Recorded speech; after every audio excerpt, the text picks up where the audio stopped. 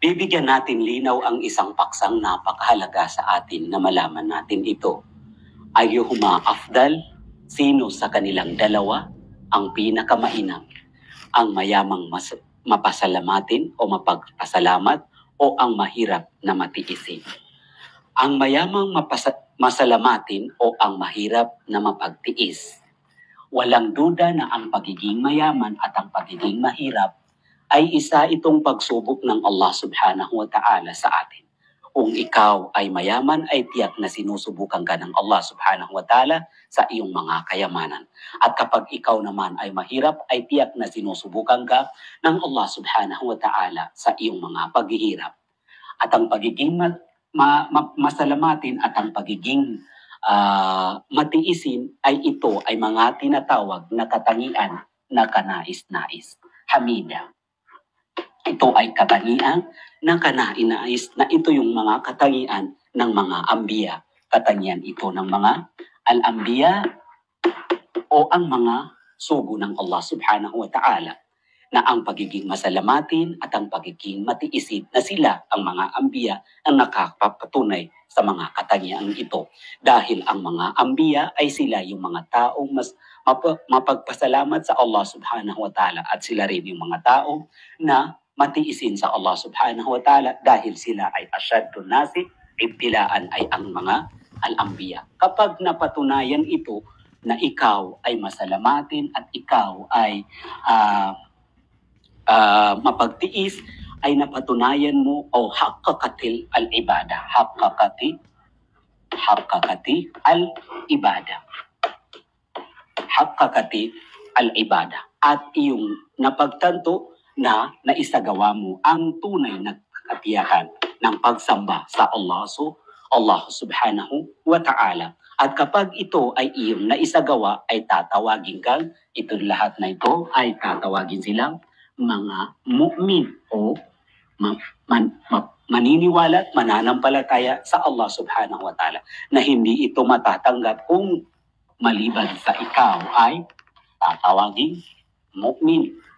Mapagpasalamat ka sa Allah subhanahu wa ta'ala o maniniwala ka sa Allah subhanahu wa ta'ala. Ano man ang iyong mga karanian o ano man ang inyong naabot sa buhay at kung ano man ang iyong naisagawa sa buhay na ito na iyong ginagampanan.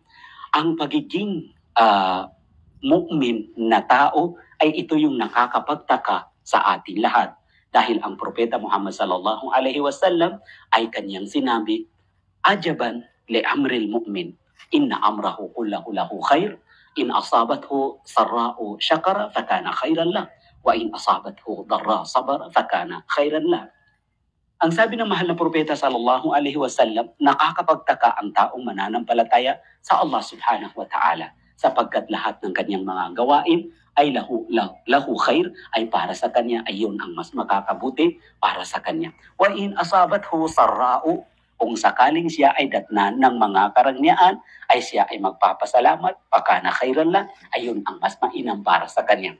Wa in asabathu darra'u sabara fakana khairan lang. At kung siya naman ay datnan ng sinasabing mga kasakiman o mga kahirapan, ay nakakapagtimpi siya at nakakapagtiis, pakana khairan lang, ay yun naman ang makakabuti sa kanya. At hindi yun nangyayari maliban lamang sa taong naniniwala sa Allah, na nanampalataya sa Allah subhanahu wa ta'ala. At kapag ito'y napatunayan na ikaw ay mu'min, ay ano mangyayari sa iyo? Haqqaqati at taqwa. Haqqaqati at taqwa. Napatunayan mo na ikaw ay matakutin sa Allah subhanahu wa ta'ala. Na ang pagiging matakutin sa Allah subhanahu wa ta'ala at karuma yadkhuluna al-jannata taqwallahi wa husnul khuluq. Ang sabi ng mahal na Propeta sallallahu alaihi wasallam, ang pinakamaraming dahilan ng pagpasok ng tao sa paraiso ay ang pagiging matakutin niya sa Allah subhanahu wa ta'ala at ang kanilang mga mabubuting gawa o mga mabubuting kaasalan. Na ito yung ulo ng pagiging mabuting kaasalan o mabuting pag-uugali ay magiging mapagsalamat at magiging matiisin. At kapag ito ay nakuha, ay nakamit mo ang taqwallahi subhanahu wa ta'ala.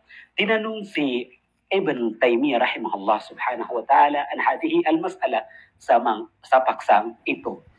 قال ابن قيم رحمه الله سبحانه وتعالى: سألت شيخ الإسلام ابن تيمية عن هذه المسألة فقال: أيهما أعظم أجرا أعظمهما أجرا أتقاهما لله سبحانه وتعالى.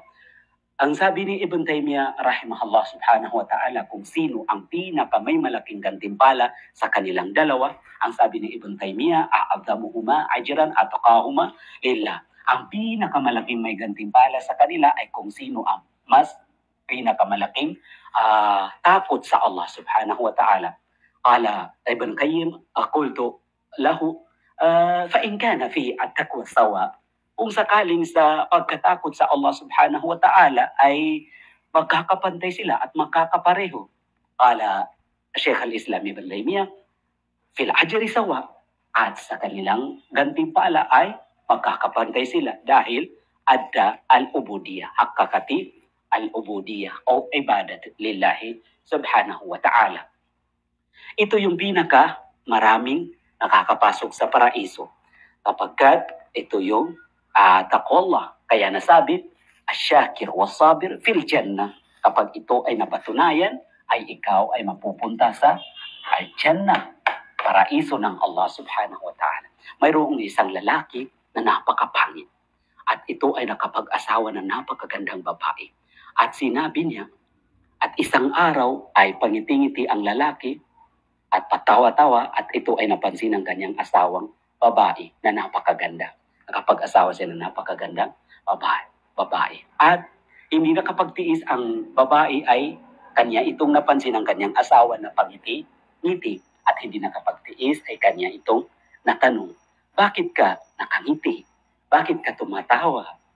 Ang sabi ng lalaki, tugon ng lalaki sa kanyang asawang babae na napakaganda, nakakangiti ako at nakakatawa ako dahil nagpapasalamat ako sa Allah subhanahu wa ta'ala.